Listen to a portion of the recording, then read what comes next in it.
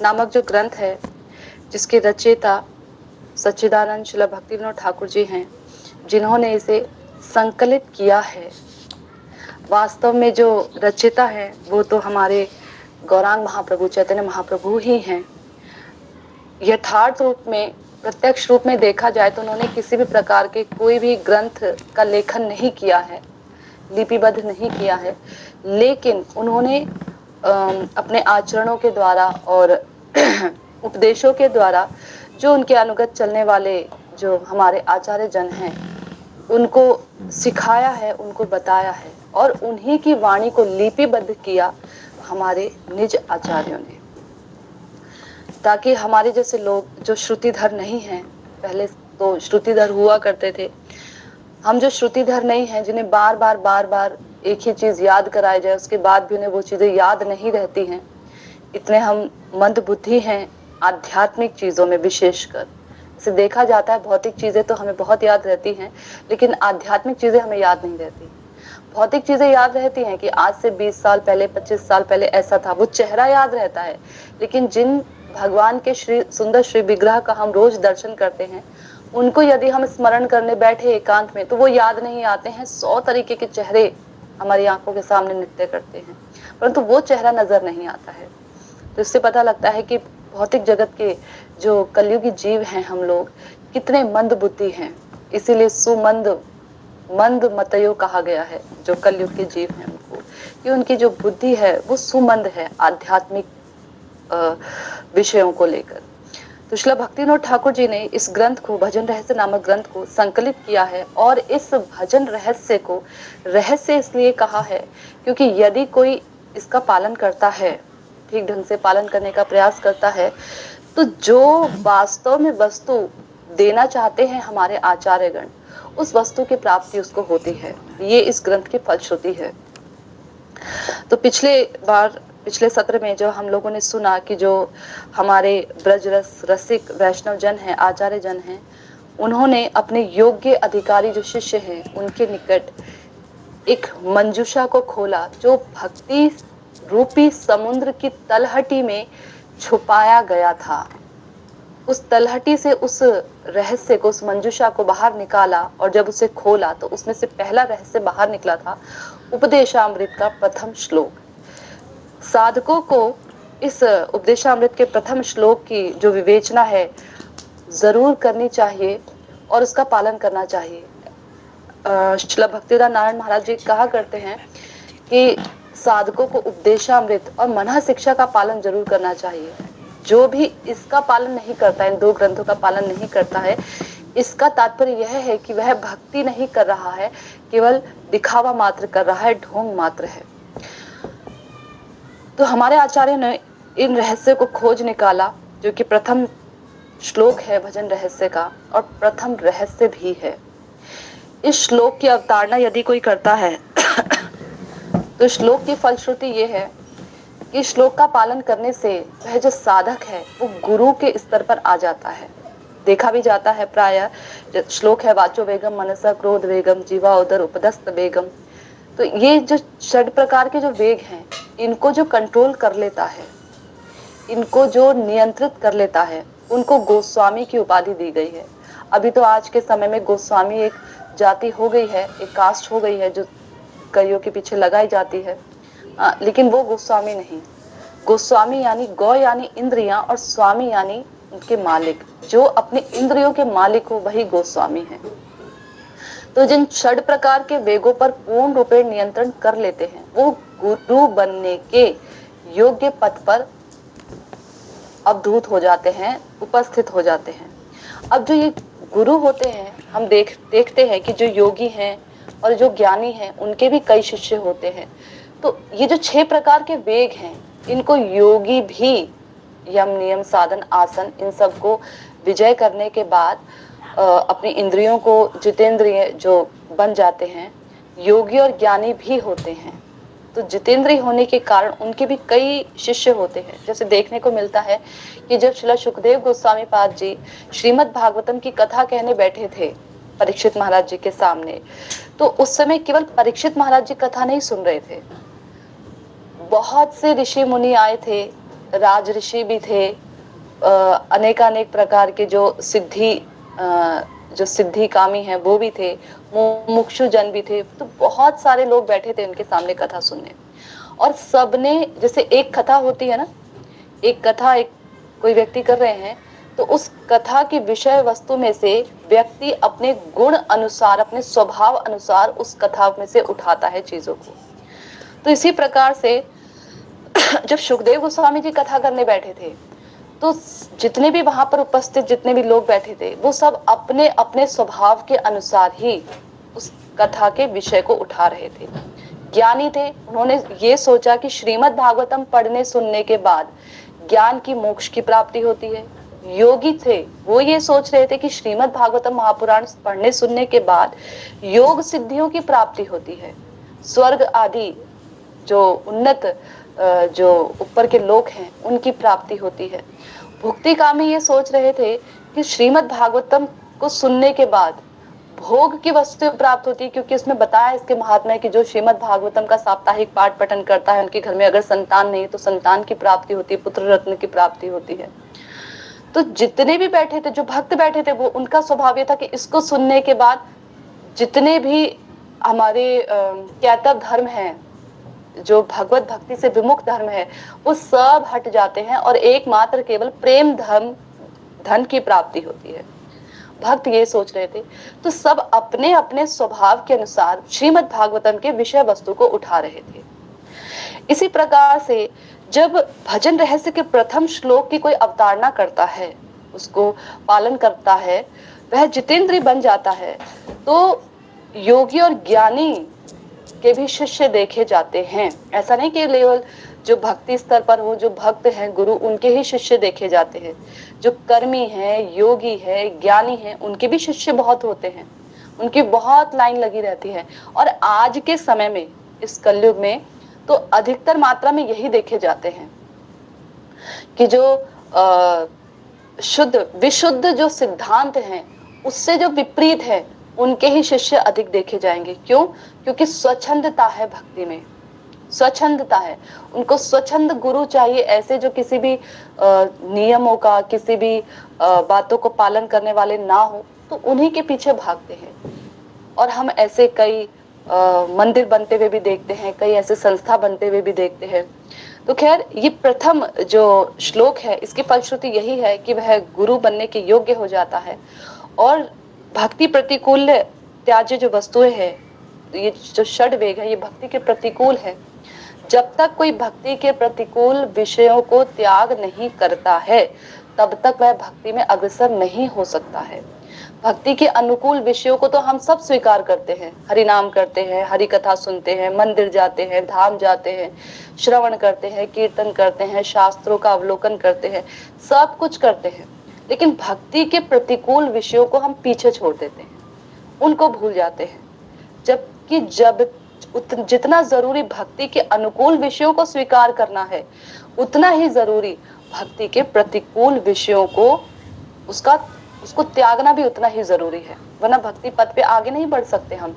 और यह तो भक्ति राज्य का द्वार है, द्वार भक्ति में। और है क्या, जितने भी श्लोक, हम कोई भी ग्रंथ उठाकर देख लें, कोई भी ग्रंथ, जितने ग्रंथ हैं, जितने शास्त्र हैं, वेद हैं, उन सब में एक ही बात बताई गई है, ये करना है, ये नहीं करना है। इसीलिए इसे वैदिक भक्ति कही गई है। वैदिक भक्ति में नियम पालन कानून है। जैसे रोड क्रॉस करते हैं ना, तो रोड आपको इस तरह से क्रॉस करनी है, यहाँ से क्रॉस करनी है, गलत रोड साइड से क्रॉस नहीं करनी है। नियम पालन है, ऐसा करना है और ऐसा नहीं करना है। यह भक्ति के प्रतिकूल जो त्याज्य 6 वेग है, इनको त्यागना अत्यंत आवश्यक है। हम स्वीकार करना तो याद रहता है हमें, लेकिन त्यागना हम भूल जाते हैं। हम फिर सोचते हैं इतने साल हो गए हमें भक्ति करते हुए, इतनी तो हम कथाएं सुनते हैं, मंदिरों में सर पटकते हैं, मंदिर की सीढ़ियों पर नाक रगड़ते हैं, अभी तक हमारे अंदर भक्ति क्यों नहीं जागृत हुई? मुख्य कारण यही है कि हम अनुकूलता को तो स्वीकार करते हैं, परंतु प्रतिकूलता को त्यागना भूल जाते हैं। तो जब हम प्रतिकूलता को नहीं त्यागते हैं, तो श्रील भक्तिनाथ ठाकुर जी बता रहे हैं कि जो इन षड विकारों को नहीं त्यागता है, उसके अंदर असत तृष्णा, अपराध करने की प्रवृत्ति, जागृत रहती है, वह अपराधों से मुक्त नहीं हो पाता है। तो प्रश्न यह उठता है कि क्या हम जबरन अपनी वाणी के वेग को नियंत्रित कर सकते हैं, उदर के वेग को नियंत्रित कर सकते हैं? तो नहीं, ये हम जबरन नहीं कर सकते। जब हम धीरे धीरे भक्ति में आगे बढ़ते हैं तो अपने आप हमारी इंद्रियां शांत होने लग जाती हैं। तो तात्पर्य ये हुआ कि इसका मतलब हमें अपने इंद्रियों को कंट्रोल करने का प्रयास नहीं करना चाहिए। भक्ति बढ़ेगी तो बढ़ेगी, अभी हमको मूवीज देखनी चाहिए, फिल्में देखनी चाहिए, गाने सुनने चाहिए, बढ़िया, हाँ भौतिक, इसका तात्पर्य ये हुआ नहीं। इसका तात्पर्य ये भी नहीं है, जितना हमारे अंदर सामर्थ्य है अपना 100% दे दो भगवान को, अपनी ओर से 100% दे दो, बाकी देखा जाएगा कि भगवान ने क्या करना है। क्योंकि हमारे बस में हमारा केवल शरीर है, मन हमारे बस में नहीं है। मन अगर हमारे बस में आ जाए तो फिर और बाकी रह ही क्या जाए भक्ति में वशीभूत करने के लिए? मन ही तो देना है, मन मना मद भक्तो, मन ही तो भगवान को देना है। मन दे दिया तो भक्त बन गए ना, मद भक्त बन गए, भगवान के भक्त बन गए अगर मन दे दिया तो। मन ही तो नहीं दे पाते। इसलिए ये जो मन है ये हमारे कंट्रोल के बाहर है, शरीर हमारे कंट्रोल में है। तो हम उतना ही प्रयास करें जो कि भक्ति में आवश्यक है। आज का जो दूसरा रहस्य है, श्रील भक्तिविनोद ठाकुर जी ने जो मंजूषा से जो दूसरा रहस्य निकाला है वे यही निकाला है। आइए हम लोग सुनते हैं। अत्याहार प्रयास प्रजल्पो नियमाग्रह जन संघर्ष लौल्यम च षड्भी भक्तिर विनश्यति। भक्ति का विनाश हो जाता है। किन कारणों से भक्ति का विनाश हो जाता है? शुरू में जब हम जुड़ते हैं भक्ति में, अभी नए नए जुड़े हैं, 1 साल 2 साल 5 साल ही हुए हैं, तो बहुत उत्साह रहता है भक्ति में, बहुत उत्साह। सुबह अपने आप नींद खुल जाती है, उठाना नहीं पड़ता, अलार्म लगाना नहीं पड़ता, अपने आप नींद खुल जाती है। हरि नाम करने में उत्साह रहता है। सबको, कनिष्ठ वैष्णव हो, उत्तम वैष्णव हो, मध्यम वैष्णव हो, सबके आगे दंडवत करते हैं। सबको प्रभु जी, माता जी, सबसे बहुत ही प्रिय कर वाणी में बात करते हैं। वैष्णव है, इनकी सेवा करनी चाहिए, हाँ इनसे अच्छा बर्ताव करना चाहिए। कब? शुरू में। जैसे जैसे धीरे धीरे समय बीतता चला जाता है, वर्ष बीतते चले जाते हैं, तो ये सब चीजें बोझिल लगने लग जाती हैं। हरि नाम करना है, करना पड़ेगा। हरि कथा कभी सुनी कभी नहीं सुनी, बहुत भौतिक जीवन में बहुत संलग्न हो गए तो हरि कथा कहीं दूर छूट गई, तो ये सब चीजें धीरे धीरे मध्यम पड़ने लग जाती है। किस कारण से? तो बताया अत्याहार प्रयास। अत्याहार सर्वप्रथम बताया, अत्याहार करने से। अत्याहार किसे कहते हैं? अगर हम प्रथम श्लोक की अवतारणा करते हैं तो वाचो वेगम एक शब्द आया, उदर एक शब्द आया, उदर वेगम, यानी वाणी का वेग, जो वाणी है जिह्वा का वेग एक अलग शब्द है, वाचो वेगम एक अलग शब्द है, उदर का वेग एक अलग है। ये 3 अलग अलग हैं। इन तीनों को अगर हम अत्याहार के अंदर डाल दें, क्योंकि अत्याहार का एक शाब्दिक अर्थ होता है अधिक भोजन करने वाला, अत्याहार का शाब्दिक अर्थ है अधिक भोजन करने वाला, तो इन तीनों का अगर डाल दे तो दुरुक्ति हो जाएगी कि पहले श्लोक में भी हमारे आचार्य जनों ने इसके विषय में अवतारणा की और अत्याहार इसके विषय में भी दोबारा अवतारणा कर रहे हैं। तो क्या कारण है, क्या दोबारा दोबारा इन्होंने अवतारणा की? या तो ये बहुत मोस्ट इंपॉर्टेंट बात है, या फिर भ्रम पैदा हो गया दुरुक्ति करने का, भूल गए कि पिछले श्लोक में इसी की अवतारणा की थी, फिर से अत्याहार शब्द ले आए। दोनों में से कोई भी बात नहीं है। अत्याहार का तात्पर्य है समस्त इंद्रियों के द्वारा जो आहार ग्रहण किया जाता है उसको अत्याहार कहते हैं। केवल जिह्वा पर नहीं, उदर पर नहीं, समस्त इंद्रियों का अपना एक आहार है। आंख का आहार अलग है, कान का आहार अलग है, जिह्वा का आहार अलग है, त्वचा का आहार अलग है। जितनी हमारी इंद्रियां हैं सबका आहार है, सबका भोजन है। हम इनको भोजन डेली यूज में इनको भोजन हम देते हैं लाकर। तो ये कैसा होना चाहिए? सीमित अवस्था में होना चाहिए। अब साधक तो 2 प्रकार के होते हैं। भक्ति राज्य की बात हो रही है, योगी कर्मी ज्ञानी अभी नहीं बात हो रही है। साधक 2 प्रकार के हैं भक्ति राज्य में। एक वो साधक है जो गृहस्थ हैं और एक वो है जो गृह त्यागी हैं, जिन्होंने गृह का त्याग कर दिया है।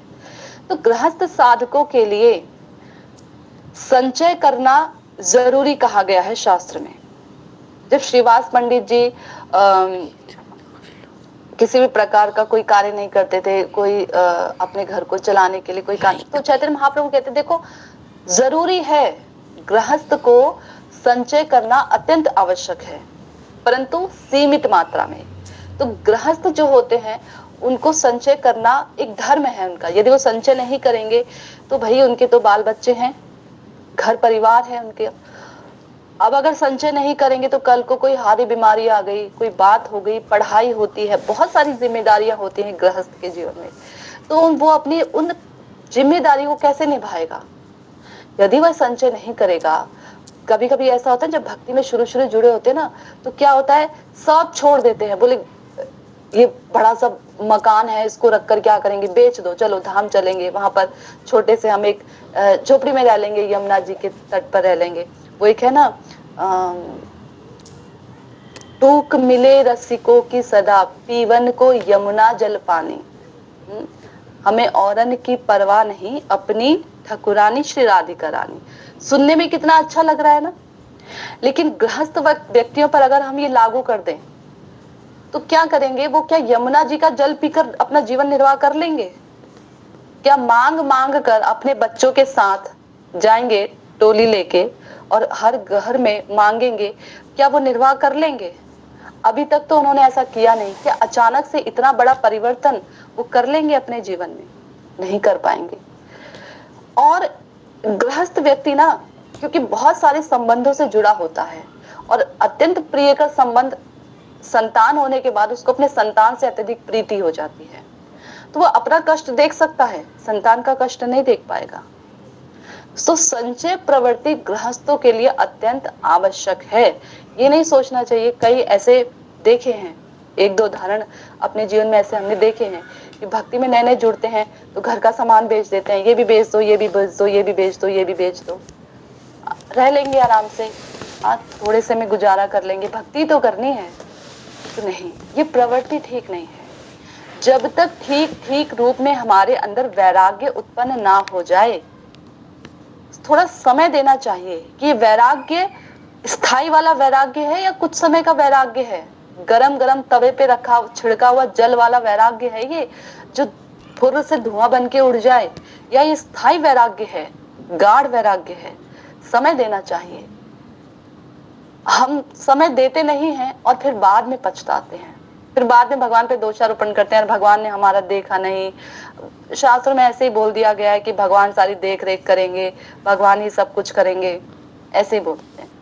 तो भक्ति एक चतुर व्यक्ति का कार्य है, मूर्ख व्यक्ति का कार्य नहीं है। भक्ति भाव अवस्था को हमें प्राप्त करना है, लेकिन भावुक भक्ति करना केवल ये गलत है। तो यहाँ पर कहा गया अत्याहार, गृहस्थ व्यक्तियों को संचय करना चाहिए, लेकिन गृह त्यागियों को संचय नहीं करना चाहिए। आज के समय में गृहस्थ तो संचय करते ही हैं, ये तो करेंगे, इनका तो कर्तव्य ही है, लेकिन गृह त्यागी भी संचय करने में पीछे नहीं हटते हैं। सोचते हैं कि अरे अगर हमारा जो हम एक जगह पर कोई फ्लैट ले लेते हैं, हाँ, कहीं पैसे यहाँ वहां से आ रहे हैं, इनको जोड़ के हम कहीं पर कहीं प्रॉपर्टी खरीद लेते हैं, आगे आने वाले समय में हमारे काम आएगा, आगे समय में हमारे काम आएगा, ऐसा सोचते हैं। थोड़ा अपना अकाउंट में थोड़ा पैसा रख लेते हैं, आगे हमारी हारी बीमारी में हमारे कौन काम आएगा? ये पैसा काम आएगा। तो ये पैसा काम आएगा। गृह त्यागने के बाद भी धन पर, प्रतिष्ठा पर, यहाँ तक कि अपने परिवारजनों पर इतना भरोसा होता है कि भगवान पर किया गया भरोसा, जिनके बल पर गृह त्याग किया था, कभी वो बल कहीं पीछे छूट जाता है, कहीं धुंधला रह जाता है। ये आज के गृह त्यागियों की अवस्था है, सबकी नहीं है, सब इसके अंदर नहीं आते हैं, लेकिन अधिकतर तो आते हैं, अधिकतर आते हैं। इसलिए बहुत वर्ष बीत जाने पर भी हमारा जो पाषाण युक्त हृदय है ये पिघलता नहीं है, भगवान के लिए द्रवीभूत नहीं होता है भगवान का नाम सुनने पर भी, क्योंकि विश्वास तो इन पर है। भगवान को क्या चाहिए? लाख घोर अनर्थ हो हमारे अंदर, घोर अपराधियों की स्वर्ण शिखा पर हम बैठे हों, लेकिन पूर्ण विश्वास हो हमें भगवान पर कि एकमात्र कर्ता धर्ता हमारे भगवान ही हैं, और कुछ भी हो जाए, चाहे अपने अपराधों के कारण, अपने कर्मों के कारण हमें कोटि कोटि जन्मों तक नरक में सड़ना पड़े, तो भी हम भगवान की भक्ति नहीं छोड़ेंगे। ये पूर्ण विश्वास जिसको होता है, भगवान उसको बहुत जल्दी उसके अपराधों का शमन कर देते हैं, बहुत जल्दी। भगवान के लिए क्या असंभव है? कोई असंभव नहीं है। भ्रुकुटी हिलाने मात्र से ही भगवान अगर भ्रुकुटी टेढ़ी कर दे, वो ना कदा करिष्यसि है माम कृपा कटाक्ष भाजनम, कृपा के लिए कटाक्ष ही काफी है भगवान का, केवल कटाक्ष मात्र ही काफी है। इसलिए पूरी कृपा करने, पूरा पूरा का पूरा देखिए आप, हमें दोनों के दोनों नेत्रों से नहीं कह रहे हैं, क्या कहा, एक कटाक्ष मात्र कर दीजिए, एक तिरछी चितवन इतनी कर दीजिए, इसी में हम पर आपकी कृपा हो जाएगी। बोला इससे क्या होगा, संचित क्रियमाण जो 3 प्रकार के जो हमारे प्रारब्ध, जो हमारे 3 प्रकार के जो कर्म होते हैं, इन तीनों कर्मों का सफाया हो जाएगा, खत्म हो जाएगा। किससे? कटाक्ष मात्र से। और ब्रज के जो राधा कृष्ण हैं, उनकी लीलाओं में प्रवेश हो जाएगा। किससे? कटाक्ष मात्र से। बताइए, कृपा की एक कटाक्ष भर करने से तो इतना सब प्राप्त हो रहा है। पूरा का पूरा जब दोनों नेत्रों से भगवान देखने लगेंगे तो क्या होगा? तो ये सब कैसे होगा? विश्वास मात्र पे। विश्वास कि कभी तो इस जन्म में चाहे बारी नहीं आए, कभी किसी जन्म में तो बारी आएगी, कभी तो आएगी। क्योंकि भक्ति राज्य इतना सुनहरा पथ है ये, कि यदि शुरू कर दिया किसी ने एक बार भी, तो उसको इस भय से बिल्कुल दूर हो जाना चाहिए कि वह भक्ति पथ पर जो है कभी गिरेगा, कभी नहीं। रुक सकता है अपराधों के कारण, पर गिरेगा नहीं। हमारे एक आचार्य हैं जिन्होंने ये कहा है कि 52 प्रकार के मुख्य जो अपराध होते हैं, 52 प्रकार के अपराध होते हैं। सारे अपराधों को जोड़ दिया जाए तो 52 प्रकार के अपराध आते हैं। तो इन 52 प्रकार के अपराधों में से 51 प्रकार के अपराध भगवान क्षमा करते हैं। हरि नाम से 51 प्रकार के अपराध क्षमा हो जाते हैं। लेकिन जो 92वां अपराध है ना, नाम वैष्णव अपराध, इस अपराध को भगवान क्षमा नहीं करते हैं। ये नाम से भी नहीं जाता है, ये जो अपराध है वैष्णव अपराध। इसलिए हमको इस वैष्णव अपराध से बचकर रहना पड़ेगा। कोटि कोटि जन्म के अपराध हमसे हो जाएं, लेकिन हमें हमेशा यही भगवान के चरण कमलों में प्रार्थना करनी चाहिए कि प्रभु वैष्णव अपराध हमसे कभी होने ना पाए। और वैष्णव केवल हमारे संप्रदाय में नहीं है। इस बात को, इस विचार को अपने दिमाग से हमें बहुत दूर कर देना चाहिए। 4 प्रकार के वैष्णव संप्रदाय बताए गए हैं। उसके अतिरिक्त अगर कोई हमें भगवान का नाम करता हुआ दिखता है, कायदा तो यह है कि जीवों के प्रति भी हमें अपराध नहीं करना चाहिए। अन्य जो जीव हैं, जाने कौन सा जीव किस जन्म में भगवान का भक्त निकल आए। और फिर भगवान अपने भक्तों के प्रति इतने पॉजिटिव रहते हैं ना, कि अगर आज हमने कोई किसी साधारण व्यक्ति के प्रति भी अपराध किया है, किसी भी साधारण व्यक्ति के प्रति अपराध किया है, कोटि कोटि जन्मों के बाद भी अगर वह व्यक्ति भक्ति में निकल आया, उसकी सुकृतियां उन्मुख हो गई और वह भक्ति में निकल आया और वह भक्ति करने लगा, भगवान उस कोटि कोटि पूर्व किए गए अपराध को भी क्षमा नहीं करेंगे। भगवान को याद रहता है सारा। भगवान के लिए समय कल्प कल्प निकल जाते हैं, भगवान की तो एक पलक मात्र भी नहीं झपकती है। तो भगवान के लिए तो ये कुछ क्षण मात्र हैं, हमारे लिए निकल जाते हैं अनेकानेक कल्प। भगवान को सब याद रहता है। अपने वैष्णव के प्रति भगवान बहुत सजग रहते हैं, इसलिए भगवान को भक्त बहुत प्रिय हैं। इसलिए बोला गया कि जो गृह त्यागी व्यक्ति होते हैं उनको कभी भी संचय नहीं करना चाहिए। अगर संचय करेंगे तो फिर इससे पता लगेगा कि उनका जो है भगवान में विश्वास कम है। और गृहस्थ व्यक्ति भी जो संचय करते हैं उनको केवल उतना ही संचय करना चाहिए जितना कि भक्ति में जरूरी है।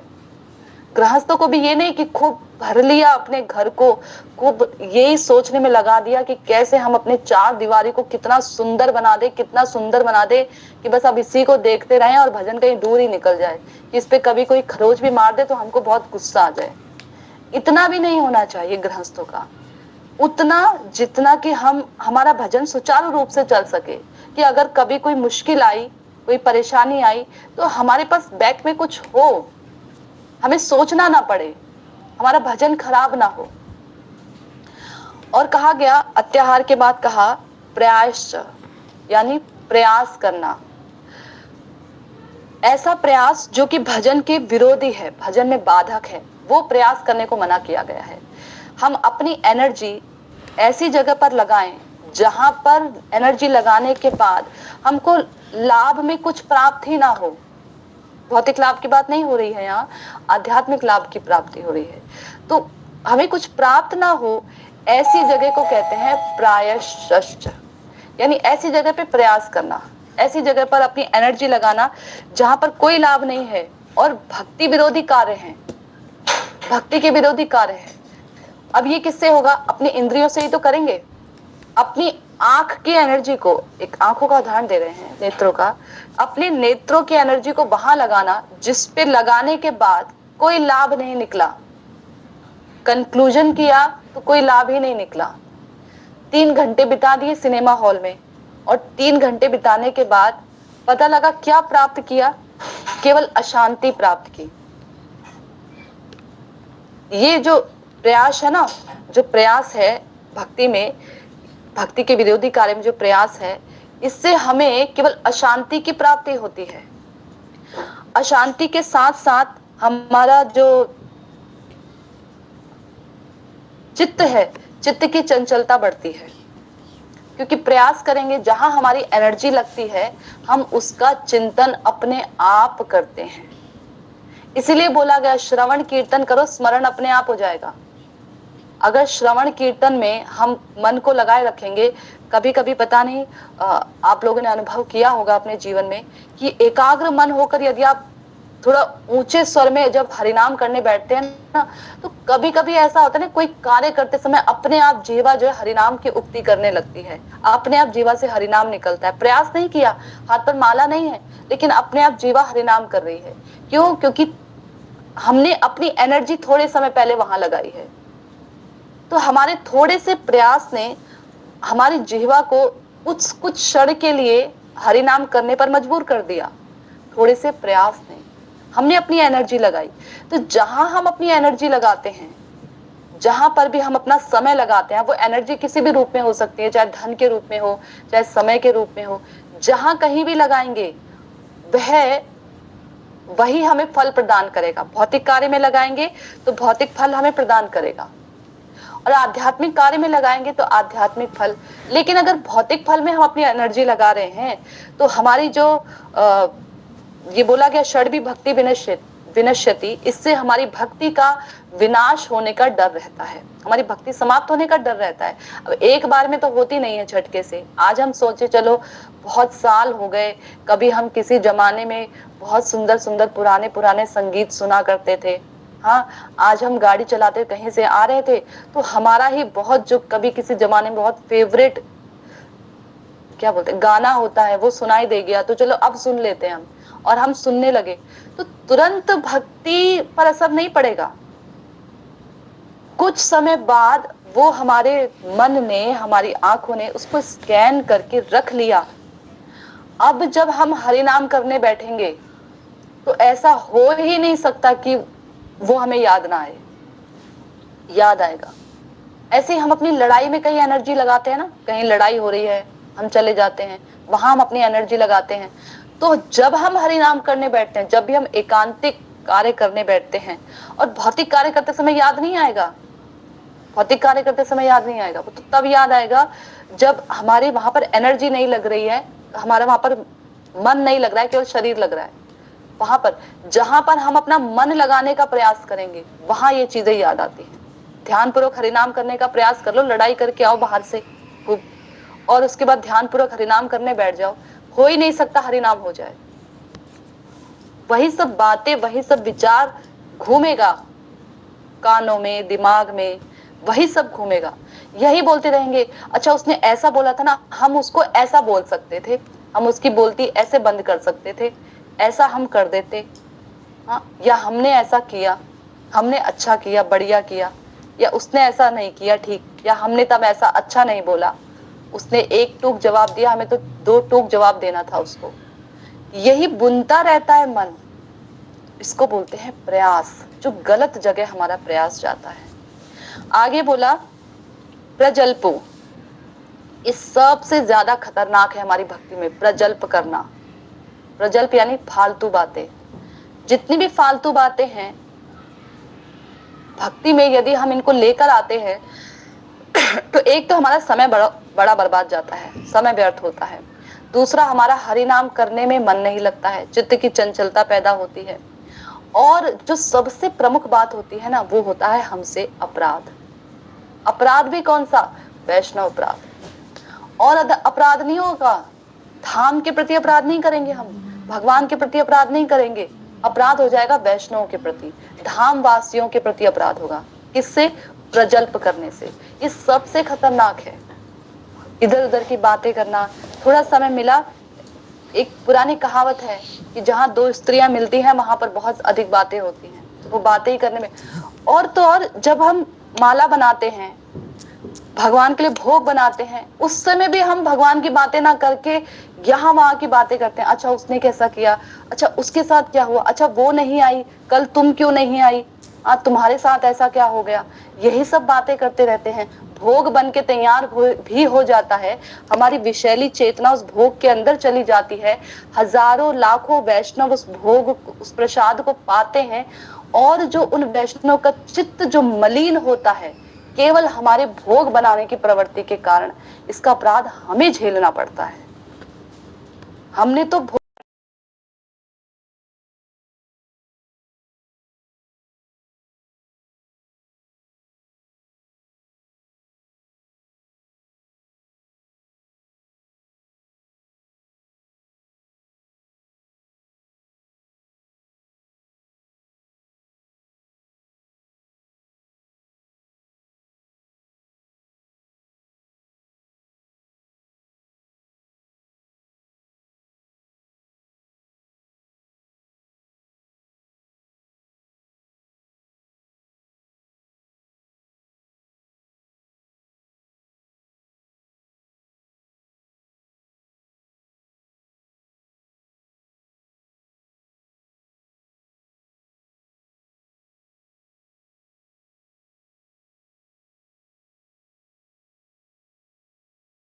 और हम उसके बाद भगवान के चेहरे पर उस प्रसन्नता को ढूंढें कि भगवान ने हमारे हाथों की माला पहनी है, भगवान का चेहरा कितना खिल उठा है, चलो हम इन नेत्रों से देखते हैं। तो तब होगा इन नेत्रों का भी सुसंकल्प पूरा होना, और उन हाथों से, जिन हाथों से माला बनाई, उनका भी होना, तब कहीं जाके पूरा होगा। अब तो हम कितना, मतलब ढेर सारे वैष्णव के लिए हम भोग बनाते हैं और उसमें हम कितनी तरीके की बातें करते हैं, तो वो सारी बातें सारे अन्न के अंदर, सारे जो भोग बन रहा है उसके अंदर चली जाती हैं। इतना सूक्ष्म होता है ये विषय भोजन बनाने से। श्रील भक्तिवेदांत स्वामी महाराज जी, प्रभुपाद जी कहा करते थे कि 70% भजन हमारा भोजन पर निर्भर करता है। 70%। एक वैष्णव है, वो कहा करती थी कि 90% भजन हमारा भोजन पर निर्भर करता है। 90% भजन, भोजन इतना आवश्यक होता है, हम कहाँ का कर रहे हैं, किसके हाथ का खा रहे हैं, कैसा खा रहे हैं, किस प्रवृत्ति का खा रहे हैं, ये बहुत असर करता है हम पर। तभी तो आप लोग जरा श्रीमद् भागवतम खोल कर देखिए, कोई भी राजा जो घर छोड़कर गया हो तपस्या करने के लिए, वो सबसे पहले अपने आहार पर नियंत्रण करते हैं। सबसे पहले ध्रुव महाराज जी गए तपस्या करने, आहार पर नियंत्रण किया था। हिरण्यकशिपु गया क्या बोलते हैं उसको, तपस्या करने, उसने भी आहार पर नियंत्रण किया, सब कुछ छोड़ दिया। तो भक्त असुर भी आहार पर नियंत्रण करते हैं तपस्या करने के लिए। और हमारी तो मजे में हमारा भजन होता है। और स्तर देखिए कितना उन्नत रखा है, मंजरी भाव को प्राप्त करना है, कुंज की लीला को प्राप्त करना है, राधा कृष्ण की जो आंतरिक लीला है रूप मंजरी के अनुगत्य में हमने प्राप्त करना है। और साधन हमारा कैसा है, कैसा हमारा साधन है, तो किस कोटि पर हम साधन कर रहे हैं और क्या हमने प्राप्त करना है, इन चीजों पर हमें विचार करना चाहिए। बहुत सूक्ष्म चीजें होती हैं भक्ति के अंदर, यही चीजें हम भूल जाया करते हैं। और बहुत बड़ी बड़ी चीजें हम याद रखते हैं, बहुत बड़ी बड़ी सभाओं में बड़ी बड़ी कथाएं होती हैं और हम उस पर 2-4 तालियां बजाकर आ जाते हैं, याद कुछ हमें रहता नहीं है। तो खैर, प्रजल्प, फालतू बातें जिनसे हमारा मन भी अशांत रहता है, हमारा चित्त भी अशांत रहता है, हमारा हरिनाम भी अशांत रहता है और वैष्णव अपराध हमसे हो जाता है केवल और केवल प्रजल्प के कारण। इसलिए कहा षड्भी भक्ति विनश्यति, भक्ति का विनाश हो जाता है। अधिक प्रजल्प करते रहने से हमारी भक्ति का विनाश हो जाता है एक समय आने पर।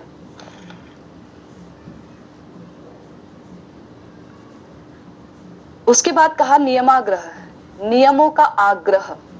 ऐसे नियम जो भक्ति राज्य में, जो भक्ति के नियम होते हैं, उनको किसी भी प्रकार से आग्रह ना देना नियमाग्रह के अंदर आता है। नियमाग्रह के अंदर बहुत सारी चीजें आती हैं। जो भक्ति में जो नियम है, यदि उनका कोई पालन नहीं कर रहा है ठीक ढंग से, तो यह भी नियमाग्रह के अंदर आता है। और स्वर्ग आदि जो उन्नत जो लोक हैं, गंधर्व लोक हो गया, स्वर्ग लोक हो गया, किन्नर लोक हो गया, इन लोकों की प्राप्ति के लिए जो प्रयास करते हैं, वह भी नियमाग्रह आता है, वह भी नियमाग्रह के अंदर आता है कि उन नियमों पर, भक्ति के नियमों का पालन तो कर रहे हैं, लेकिन हृदय में इच्छा है स्वर्ग प्राप्त हो जाए या उन्नत कोई लोक प्राप्त हो जाए, ये नियमाग्रह के अंदर आता है। नियमों का आग्रह, नियमों का उल्लंघन इसमें हो रहा है। और कभी कभी हम अपने स्तर को ना पहचान कर अपने स्तर से उन्नत स्तर पर बढ़कर भजन करने का प्रयास करते हैं। हम तो अभी कनिष्ठ भक्त के लेवल पर भी नहीं हैं और हम प्रयास करते हैं कहाँ, महाभागवत उन्नत स्तर के जो वैष्णव होते हैं उनका हम देखा देखी या सुन के आते हैं हरि कथा में तो हम उनके जैसा प्रयास करने लग जाते हैं। तो ये हुआ नियमाग्रह। इसके अलावा नियमाग्रह के अंदर आता है कि हम जो भक्ति कर रहे हैं उसमें हमको ये प्रयास हम करते ही नहीं है कि हम आगे के स्तर पर बढ़े। धीरे धीरे हम आगे के स्तर पर बढ़ते चला, इसमें हम प्रयास नहीं करते। 25 साल बीत गए, अभी भी 16 माला पर ही अटके हैं, अभी भी 20 माला पर ही अटके हैं, तो कब करेंगे हम भजन। चिला हमारे प्रभुपाद जी जो हैं, भक्ति सिद्धांत सरस्वती ठाकुर, उन्होंने टिप्पणी की है, टिप्पणी नहीं कहेंगे, उन्होंने टीका की है हमारे महाप्रभु के वचनों पर। महाप्रभु ने कहा है कि जो 1 लाख हरिनाम नहीं करता है रोज का, वह पतित है, उसके हाथ से मैं प्रसाद ग्रहण नहीं करता हूं। अब हम ये सोचकर, अब इसमें 2 बातें आती हैं, ये सोचकर हम बोले चलो आज से ही हम 1 लाख हरिनाम शुरू कर देंगे, और हमारी अभी स्थिति परिस्थिति ऐसी नहीं है कि हम 1 लाख हरिनाम कर सके। उस 1 लाख हरिनाम के कारण हम बाकी जो भक्ति के साधन हैं उन पर नहीं ध्यान दे पा रहे हैं, हरि कथा नहीं सुन पा रहे हैं, गृहस्थ भक्त हैं तो बाकी घर की जिम्मेदारियां नहीं पूरी हो पा रही हैं। तो एक समय आने पर वो 1 लाख हरिनाम हमसे छूट जाएगा, तो नियम उल्लंघन हो गए ना, अपराध हो गया नियमों का। तो इसलिए धीरे धीरे हमें इन स्तरों पर बढ़ना चाहिए, बढ़ने का हमें प्रयासरत रहना चाहिए कि कभी हम अपनी भक्ति को उस स्तर तक लेकर जाएंगे। इसको कहा गया नियमाग्रह। उसके बाद है जैसे इसमें एक चीज और है, श्रवण कीर्तन के प्रति भी उदासीन हो जाना, ये भी नियमाग्रह के अंदर आता है। भक्ति के कार्य होते हैं ना, कभी कभी कुछ समय बाद हम भक्ति के कार्य को लेकर उदासीन हो जाते हैं, हरि कथा में हम उदासीन हो जाते हैं, श्रवण नहीं करते हैं, कीर्तन ठीक से नहीं करते हैं, हरि नाम हो रहा है तो हो रहा है, बस संख्या पूर्ति करनी है, उसकी क्वालिटी पे हम ध्यान नहीं देते हैं, इन चीजों में हम उदासीन हो जाते हैं। इसको कहा गया नियमाग्रह। एक बार मुझे इस पे याद आया श्रवण कीर्तन से, इनसे हमें ना अपराध होने का बहुत डर रहता है। जब श्रवण कीर्तन के प्रति में उदासीन हो जाते हैं, इनसे अपराध होने का बहुत डर रहता है। एक प्रभु जी ने एक प्रश्न पूछा था, अभी कुछ समय ही हुआ है, उन्होंने एक प्रश्न पूछा था किसी छोटे बच्चे के बारे में कि उनके पड़ोस में एक छोटा बच्चा रहता है और वो छोटे बच्चे पर कोई मतलब ऊपरी कोई हवा जादू टोना टाइप का है। तो वो बच्चा जो है वो अपनी स्वाभाविक स्थिति में नहीं रहता है, उसकी स्थिति थोड़ी अलग ही रहती है। कहने का तात्पर्य कि उसको मतलब ऊपरी हवा या कुछ भी कह लीजिए, जादू टोना जैसा वो हो गया था उस बच्चे को। तो खूब खाता भी था, ज्यादा बड़ा बच्चा नहीं था, छोटा ही बच्चा था। कितने वर्ष का था? 12-13 साल का था। तो ऐसा बच्चा था। तो उन्होंने प्रभु जी ने फोन करके पूछा था कि क्या किया जाए, क्या तरीका है इसको ठीक करने का। तो उन्होंने बताया कि, तो मेरे से पूछा, तो मैंने तो प्रथम जो बात मेरे दिमाग में आई, पहली बात जो मेरे दिमाग में आई वो है, अच्छा बच्चे को जादू टोना हुआ है, बच्चे को ऊपरी हवा लगी है, तो इसको जो है किसी तांत्रिक वांत्रिक को दिखाना चाहिए, किसी अन्य जगह पर दिखाना चाहिए, या राजस्थान में वो कौन है, बालाजी वाले जो हैं उन्हें दिखाना चाहिए। तो इस प्रकार से दिखाना चाहिए। प्रथम जो मेरे मन में बात आई थी वो यही बात थी, प्रथम बात। उसके बाद मतलब यही प्रश्न को प्रभु जी ने जो है, हमारे जो रूप सनातन गौड़ी मठ के जो प्रभु जी हैं, जो देख रेख करते हैं वहाँ की, पूज्यपाद परमेश्वर प्रभु जी, उनसे भी ये प्रश्न पूछा था। तो उन्होंने उत्तर दिया था कि उन्होंने भी पहले यही बोला, उनके मन में भी प्रथम बात यही आई थी कि ठीक है यहाँ वहाँ दिखाना चाहिए किसी को। उसके बाद उन्होंने बोला देखो ये सब टेम्पररी चीजें हैं, और गिरिराज जी की अगर अभिषेक करेंगे तो ठीक होना होगा तो उससे ठीक हो जाएगा, नहीं ठीक होना होगा तो नहीं होगा। कहने का तात्पर्य यह है कि कुछ 3-4 दिनों के बाद मुझे लगा कि कहीं कुछ मतलब कुछ छूटा है, कहीं कुछ हुआ है, कहीं कुछ। तो एकदम से भगवान की कृपा है, हृदय में बात आई। कुछ 3-4 दिन पहले मुझसे प्रभु जी ने प्रश्न किया था कि उस बच्चे के लिए क्या करना चाहिए, तो मैंने उन्हें उत्तर दिया था किसी तांत्रिक को या वहां दिखाना चाहिए। तो मैंने कहा अहो कितनी बड़ी भूल हो गई मुझसे। क्या भूल हुई मुझसे? दान, कर्म, योग, अन्य उपायों को मैंने हरि नाम से ऊपर बता दिया। कितनी बड़ी भूल हुई देखिए। ये छोटी छोटी चीजें हमें भक्ति में याद ही नहीं रहती हैं। मुझे सडनली 3-4 दिन बाद ये हृदय में बात उठी मेरे कि कहीं कुछ छूट गया है मुझसे, कहीं कुछ बात हुई है, कुछ हुआ है। तो जब विचार किया, थोड़ा पीछे देखा, विचार किया, तब याद आया अच्छा उन्होंने ये प्रश्न पूछा था, उस प्रश्न का मैंने जो पहला मेरे दिमाग में बात आई थी ये आई। तो मैं ये सोचने लगी, नाम प्रभु से ये कहने लगी कि मतलब देखिए नाम प्रभु कितना बड़ा अपराध हुआ। अपने आप को हम कहते हैं कि हम आपके प्रति शरणागत हैं, आपके चरणों में हम शरणागति लिए हुए हैं, आप हमारे एकमात्र संरक्षक है। और नाम प्रभु देखिए मैंने आपको छोटा बता दिया। अगर हरिनाम के प्रति मेरी इतनी पिपासा होती, इतना ही हरिनाम के प्रति मेरा उन्मुखता होती, तो मेरे हृदय में प्रथम बात केवल यही आती कि उस बच्चे को माला पकड़ा दो। हरिनाम प्रभु सब कुछ करने में सामर्थ्य रखते हैं, सब कुछ। तो प्रथम बात ये आती ना हृदय में।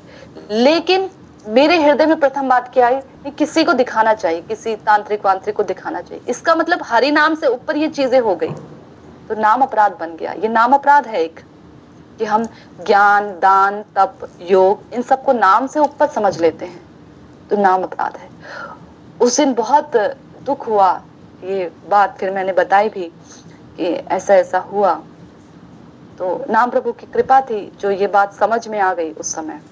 तो कहने का तात्पर्य ये है, ये मैं इसलिए बता रही हूँ कि बहुत सारी छोटी छोटी चीजें ऐसी होती हैं जो भक्ति में हमें पता ही नहीं लगता, और हम कितने अपराध कर बैठते हैं, कितने अपराध कर बैठते हैं। ये तो ऐसे ऐसे अनगिनत हजारों अपराध हम एक दिन में कितनी बार करते हैं, हमें पता ही नहीं लगता।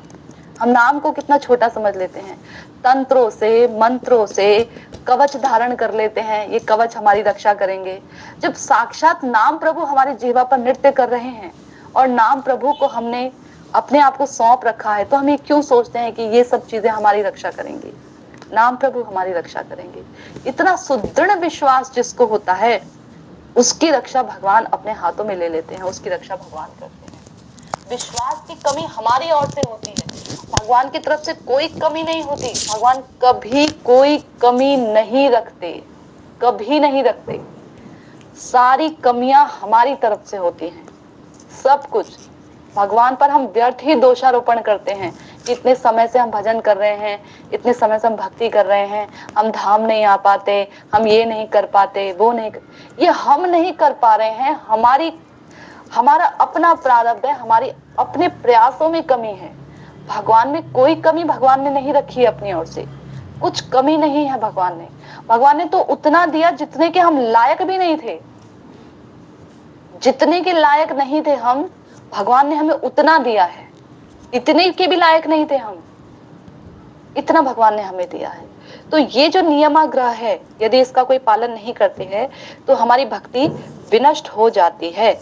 उसके बाद है जन संघर्ष। जन संघर्ष यानी लोग, उनका संग करना। अनेक प्रकार के लोग होते हैं, कर्मी हैं, योगी हैं, ज्ञानी हैं, इनकी बात तो अलग ही है, इनका तो संग करना ही नहीं है, ये तो बात है ही है। इसके अतिरिक्त कभी कभी ऐसा होता है, कभी कभी नहीं, अधिकतर इनके तो संग से ना हम बच जाते हैं। क्यों? क्योंकि इतना हमने सुना है कि इनका संग नहीं करना है। लेकिन जो भक्ति का चोला पहने जो लोग होते हैं, जिन्होंने चोला भक्ति का पहन लिया है, उनके संग से बचना बड़ा खतरनाक होता है। भक्ति का चोला पहने और भक्ति नाम मात्र की उनके हृदय में नहीं है, इन लोगों के संग से बचना बहुत मुश्किल होता है, बहुत मुश्किल। केवल प्रवचन करना जानते हैं, बढ़िया बढ़िया बातें, भक्ति करना नहीं है। उसमें से एक मैं भी हूं। ऐसे लोगों के संग से हमें बचने का प्रयास करना चाहिए। ऐसे भक्त जो कि अधिक उन्नत स्तर पर भी नहीं है, भक्ति का प्रयास कर रहे हैं कुछ कुछ मात्रा में, और बहुत अनर्थ हैं, बहुत अपराध हैं, उनका भी संग हमें नहीं करना चाहिए। क्यों? क्योंकि हमें ऊपर को जाना है, तो हमारे सारे प्रयास ऊपर की तरफ होने चाहिए। हम जैसे हमें ऊपर जा रहे हैं, तो अब हमें अपनी ग्रीवा को भी ऊपर की तरफ देखना है। किसी ऊपर पहाड़ की चोटी पे चढ़ रहे हैं, तो रस्सी पकड़ते समय हमें ऊपर की तरफ को खींचना है ना, ऊपर की तरफ को देखना है, ऊपर की तरफ को कदम बढ़ाना है। जाना ऊपर है और हम हर चीज नीचे पकड़ने का प्रयास करें तो हम नीचे गिर जाएंगे। इसलिए जन संघर्ष, ऐसे लोगों के संग से बचने का भी हमें प्रयास करना चाहिए जो भक्ति में बड़े चढ़े नहीं हैं। जिनके संग से हमारी भक्ति बढ़ती है, उन भक्तों के संग में रहकर हमें भक्ति करनी चाहिए, उनके संग में रहकर भक्ति करनी चाहिए।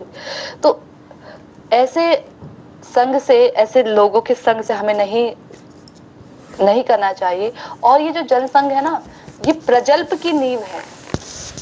लोगों के संग में हम रहते हैं तो ऐसा हो ही नहीं सकता हम प्रजल्प करें। अच्छा, एक अकेला व्यक्ति किससे प्रजल्प करेगा, किससे बातें करेगा फालतू की?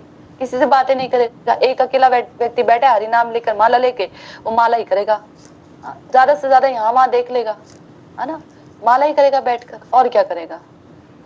लेकिन जब दो लोग हुए, एक से ज्यादा, 2, 3, 4 संख्या बढ़ती चली गई, तो ये लोग प्रजल्प करने लग जाते हैं। इसमें रहता है प्रजल्प का खतरा, यहाँ पर प्रजल्प होता है। और प्रजल्प से क्या होता है? अपराध। तो जन के संग से अपराध रूपी सर्प का फन उठने का भय हमेशा बना रहता है। और जब अपराध रूपी सर्प डसता है किसी को, तो फिर सर्प का तो कार्य ही होता है विष को छोड़ना। तो ये अपराध अपना विष छोड़ देते हैं। व्यक्ति जैसे मर जाता है, वैसे ही साधक जो है आध्यात्मिक क्षेत्र में मर जाता है, उसकी भक्ति कहीं पीछे रह जाती है। वैष्णव अपराध हो गया तो विनष्ट ही हो जाती है। तो बोला जन संग से हमें बचना चाहिए। और उसके बाद बोला छठा, लौल्य। जब ये पांचों क्रियाएं हम करते हैं, भक्ति की जो प्रतिकूल है, इन पांचों को आश्रय हम देते हैं, अत्याहार, प्रायश्चित, और क्या था, अत्याहार, प्रायश्चित,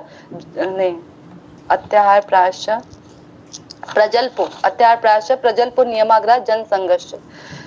जब ये पांचों को हम आश्रय प्रदान करते हैं तो लौल्य अपने आप उठ जाता है। लौल्य यानी लालच, लोभ। एक तो भक्ति का लोभ होता है, जो बहुत अत्यंत जरूरी है। श्रीला विश्वनाथ चक्रवर्ती पाद जी ने कहा कि भक्ति के लिए, अगर भक्ति की एकमात्र, भक्ति को प्राप्त करने की कीमत है लौल्यम। यदि आप भक्ति को प्राप्त करना चाहते हैं तो एकमात्र कीमत है लौल्यम। लौल्यम दीजिए और भक्ति ले जाइए। ये कीमत है भक्ति को प्राप्त करने की। लालच, वैष्णव की सेवा का लालच, हरिनाम को आगे बढ़ाने का लालच, भगवान के सुंदर श्री विग्रह सेवा करने का लालच, लौल्यम, लालच, ये कीमत है भक्ति की, श्रद्धा की कीमत है। और एक लालच होता है भौतिक लालच। तो जब हम इन पांचों को आश्रय प्रदान करते हैं, अत्याहार को, प्रयास को, प्रजल्प को, नियमाग्रह को, जनसंग को, जब हम अपने आश्रय प्रदान करते हैं भक्ति जीवन में, आध्यात्मिक जीवन में, तो लौल्यम, भौतिक लोभ के प्रति हमारी आसक्ति उठना स्वाभाविक है, जरूर उठेगी। तो इसलिए इन पांचों से हमें बचने का प्रयास करना चाहिए। लौल्यम से अपने आप व्यक्ति बच जाता है। तो जो लौल्यम है, ये हमारे हृदय में भोग की कामना को, योग सिद्धियों को प्राप्त करने की कामना को, कभी कभी जो काली जादुई शक्तियां होती हैं उनको प्राप्त करने की कामना को भी पैदा करता है, मोक्ष को प्राप्त करने की कामना करता है। तो कई प्रकार की चीजें हैं जो प्राप्त करता है। यहाँ तक कि भक्ति राज्य में लौल्यम कैसे काम करता है, देखिए, भक्ति हम कर रहे हैं तो कुछ ऐसे साधक होते हैं जो ठीक से, जो इन चीजों को आश्रय प्रदान करते हैं, प्रजल्प को, नियमाग्रह को, जनसंग को, इनको आश्रय प्रदान करते हैं, तो उनके जीवन में लोभ कैसे आता है भक्ति के रूप में। वो सोचते हैं हम ये ग्रंथ भी पढ़ लें, ये ग्रंथ भी पढ़ लें, ये उपनिषद पढ़ लें, ये सारे वेदों को हम रट लें, सारे श्लोकों को याद कर ले, सब कुछ याद कर ले, दिमाग में इतना ज्ञान भर लें, मायावाद को भी हम पढ़ लें, सब कुछ पढ़ लें, और कोई हमारे सामने टिक ना पाए, हम इतने ज्ञानी बन जाएं, कोरा ज्ञान।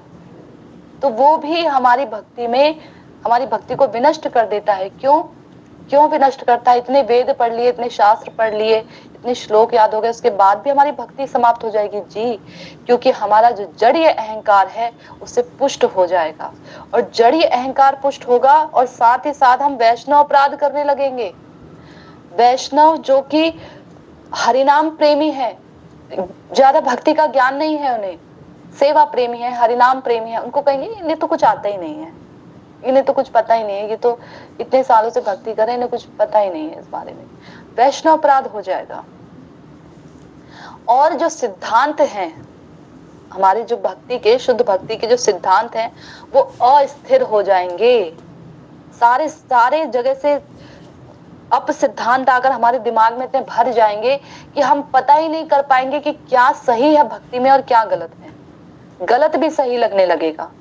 यही है लौल्य की फलश्रुति। लौल्य में जो आगे उसको आश्रय प्रदान करता है, तो उसके जीवन में भक्ति जो है इस प्रकार से षड क्रियाओं से हमारी भक्ति विनष्ट हो जाती है। उसके बाद बताया गया भक्ति के पोषक 6 क्रिया। भक्तों का संग करने से, सत्संग जिसको कहते हैं, सत्संग में भगवान के नाम, रूप, गुण, लीला, इनके बारे में चर्चा होती है, श्रवण होता है, कीर्तन होता है, स्मरण होता है। तो ये सत्संग जो हम भक्तों के बीच में करते हैं कैसे होता है, ये तीसरा रहस्य है जो श्रील भक्ति विनोद ठाकुर जी ने उस मंजूषा से बाहर निकाला। तीसरे रहस्य में बताया गया कि पहले साधक को अपनी इंद्रियों को कंट्रोल करने का प्रयास करना चाहिए, जिन चीजों से उसकी भक्ति विनष्ट होती है उनसे उसे बचने का प्रयास करना चाहिए, फिर उसको संग भी करना है भक्तों का। और कैसे संग करना है बताया, ददाति प्रतिगृह्णाति गुह्यम आख्याति पृच्छति भुंजते भोज्यते चेव षड्विधम प्रीति लक्षणम। भक्तों के साथ 6 प्रकार की क्रिया करनी चाहिए। हमने एक कीर्तन आप लोगों ने सुना होगा, छाया वेगादामी छाया दोष शोधी छाया गुण देह दासे वैष्णव छाह सता संग देहा है आमारे छाह सता संग देहा है आमारे बसे छी संगिर आशे। आपके संग की अभिलाषा से, संग की आस रखता हूं मैं। 6 प्रकार का सत्संग कृपा करके मुझे प्रदान कीजिए। छय वेग दमी, जो 6 वेग बताए शुरू में, वाचो वेगम मनसा वेगम, छय वेग दमी, उनका हम दमन नहीं कर सकते, लेकिन आपके संग से हम उनका दमन कर सकते हैं। छय दोष शोधी, ये जो 6 दोष बताए, अत्याय प्रयास, ये जो 6 प्रकार के दोष हैं, इनका शोधन भी भक्तों के संग में ही होता है। छय वेग दमी, छय दोष शोधी, छय गुण देह दासे, 6 प्रकार के गुण होते हैं, जो कि उपदेशामृत का 3रा श्लोक है। ये 6 प्रकार के गुण है, उनको जो उत्साह करना, निश्चय करना, धैर्य करना भक्ति में, ये 6 प्रकार के जो गुण हैं, इन गुणों को प्राप्त भी करता है वो भक्तों के संग में। किस प्रकार के भक्तों के संग में? से 6 प्रकार का सत्संग होना चाहिए उसका भक्तों के साथ में। पहला बताया ददाती, भक्तों को उनकी आवश्यकता अनुसार उनको वस्तु देना। अब हर भक्त को दें क्या? अभी भक्तों की बात हो रही है, कर्मी ज्ञानी योगी को थोड़ा बाहर रख देते हैं, भक्तों की बात हो रही है। तो क्या सब प्रकार की वस्तुएं भक्तों को, सब प्रकार के भक्तों को वस्तुएं प्रदान करनी चाहिए? बोला नहीं, जो विशुद्ध भक्त हैं भगवान के, जिनके हृदय में तो केवल एकमात्र इच्छा है भगवान की प्रीति की, भगवान के सुख की, उसको देनी चाहिए। और क्या देनी चाहिए? आवश्यकता अनुसार वस्तुएं। ये नहीं कि बस कुछ भी दे दिया उठाकर, जो आवश्यकता अनुसार है। क्योंकि जब वो उस वस्तु को स्वीकार करेंगे, उसको इस्तेमाल में लाएंगे, तो भगवान देख रहे हैं कि आपने मेरे भक्त की सेवा की और मेरा भक्त उन वस्तुओं को इस्तेमाल करके मेरी सेवा में लगा रहा है, तो भगवान अपनी जो उनकी अलादनी शक्ति है ना, वो अलादनी शक्ति जो उस भक्त के हृदय में बैठी है, वो अलादनी शक्ति कृपा करती है उस साधक के ऊपर। तो ददाती प्रतिगृह्णाति, यानी दिया फिर लिया भी उनसे। अब लड़ झगड़ कर नहीं लेना है। कैसे लेना है? जो भी वो प्रीति पूर्वक आपको दे। अब इसमें केवल धन ही नहीं आता, वो अपनी हो सकता है अपनी वाणी से भगवान की कथा दें, हो सकता है अपना उच्छिष्ट प्रसाद दें, पद धोत उनके चरण कमलों को धोया हुआ जल दें, अपने वस्त्रों को दें, कुछ भी दे सकते हैं वो, कुछ भी। यहाँ तक कि आपको गाली दें पलटकर, तो उसको भी कैसे स्वीकार करना है? प्रसाद स्वरूप में। ददाती प्रतिगृह्णाति, आपको उसको सहर्ष स्वीकार करना है। यानी कि जब बढ़िया बढ़िया चीजें दे रहे हैं तो खुशी से स्वीकार कर लिया, और जिस दिन किसी दिन हम खूब सुना दिया, गाली दे दी, उस दिन फिर बोले ये भक्त वक्त नहीं है, ये बेकार है, ऐसे ही है, फिर तो अपराध बन जाएगा। उसको फिर स्वीकार भी करना, केवल स्वीकार नहीं करना, मन मार के स्वीकार नहीं करना, सहर्ष स्वीकार करना। चाहे वो कथा दे, चाहे वो सम्मान दे, चाहे वो अपमान दे, चाहे कोई वस्तु दे, चाहे वो कुछ भी दे, उसको स्वीकार करना। प्रतिगृह्णाति। उसके बाद बोला गुह्यम आख्याति, अपनी बातों को उनसे कहना। अपनी बातें कौन सी? ये नहीं कि बस सब कहने लग गए, आज प्रभु जी हमारे कंपनी में ये हुआ, आज प्रभु जी ऐसा हमारे घर में ये हुआ, आज प्रभु जी ये हुआ, वो हुआ, ये हुआ, ये नहीं। गुह्यम आख्याति यानी अपनी गुह्यतम जो भक्ति में जो अनुभूतियां हैं, उनको उन्हें बताना, उनको बताना, ऐसी बातों को बताना जो आप सबके समक्ष नहीं बता सकते, केवल उन्हीं विशुद्ध भक्तों के समक्ष बताना। और एक बात और, इसमें भी एक बात है, वो शुद्ध भक्त हैं, लेकिन शुद्ध भक्त कपट रहित होते हैं, उनका हृदय बहुत निश्चल होता है, तो वो क्या करते हैं, वो किसी को भी बातें बता देते हैं। तो इसलिए ये भी देखना पड़ेगा कि हम अपनी जो बातें बता रहे हैं विश्वसनीय शुद्ध भक्त को बता रहे हैं कि नहीं बता रहे हैं, विश्वसनीय।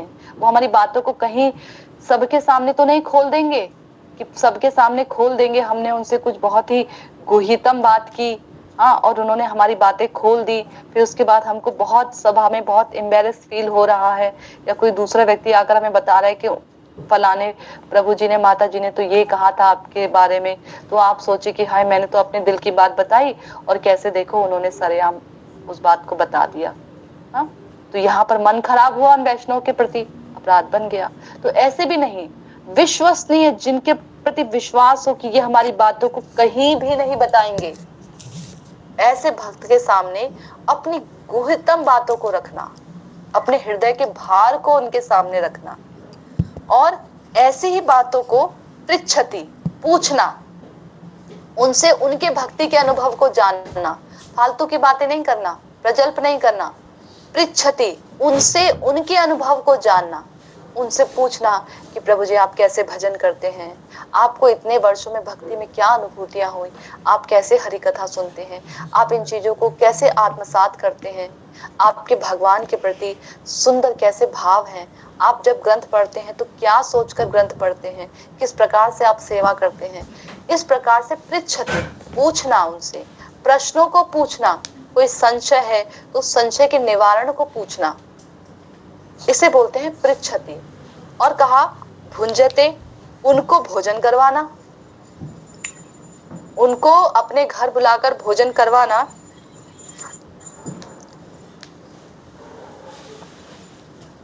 उन भक्तों के द्वारा दिए गए प्रसाद को ग्रहण करना।